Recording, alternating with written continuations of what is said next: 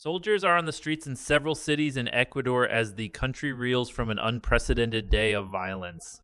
Masked gunmen stormed a public TV studio during a live broadcast in the city of Guayaquil, and bombs were detonated across Ecuador on Tuesday. More than 130 prison staff are being held hostage by inmates in 5 jails.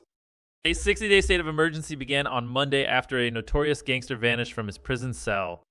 It is unclear whether the attack on the TV studio in Ecuador's largest city was related to the disappearance of the boss of the Choneros gang, Adolfo Matias Villamar, or Fido, as he is better known. President Daniel Noboa declared the state of emergency in response to a wave of recent jail riots and escapes from prisons and other acts of violence blamed by authorities on criminal gangs. He ordered that criminal gangs be neutralized and said that an internal armed conflict existed within the country. The government says the violence is a reaction to President Noboa's plan to build a new high-security prison for gang leaders.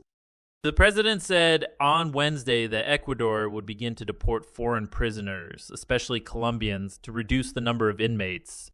Meanwhile, White House National Security Advisor Jake Sullivan said the U.S. strongly condemned the recent attacks. Hours after the most brazen of the attacks, Guayaquil is like a city waking up from a strange nightmare. Despite the deteriorating security situation over recent years, few could have expected to see the anchor of state television channel TC with a gun pointed at his head, live on air. Police have made 70 arrests since Monday, including in response to the storming of the TV station. The ripple effect of that brazen attack has been to send people for cover even a day later. The streets are largely empty for a weekday.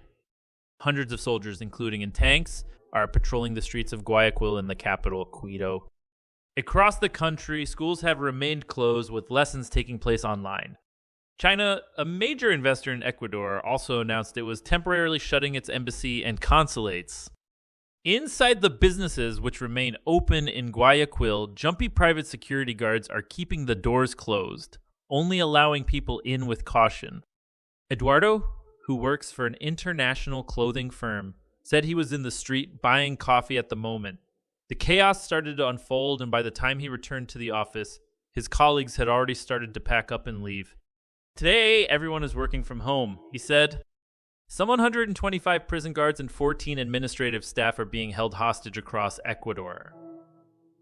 The Snay Prisons Agency says 4 police officers who authorities say were kidnapped by criminals between Monday and Tuesday are also being held.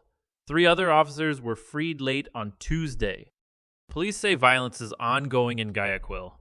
8 people were killed and 3 injured in attacks linked to criminal gangs in the city on Tuesday, while 2 police officers were killed by armed criminals in the nearby town of Noble, police said. Police say they are in the process of identifying 3 bodies, which were found in a burned-out car in the south of the city overnight. This is an unprecedented situation for the people of Guayaquil. They have seen political protests and other violent incidents over the years, but nothing on the scale of the sheer panic which gripped the city on Tuesday. Students ran in fear as gunmen entered their university corridors and bombs were detonated around the country, raising fears that the attacks were coordinated.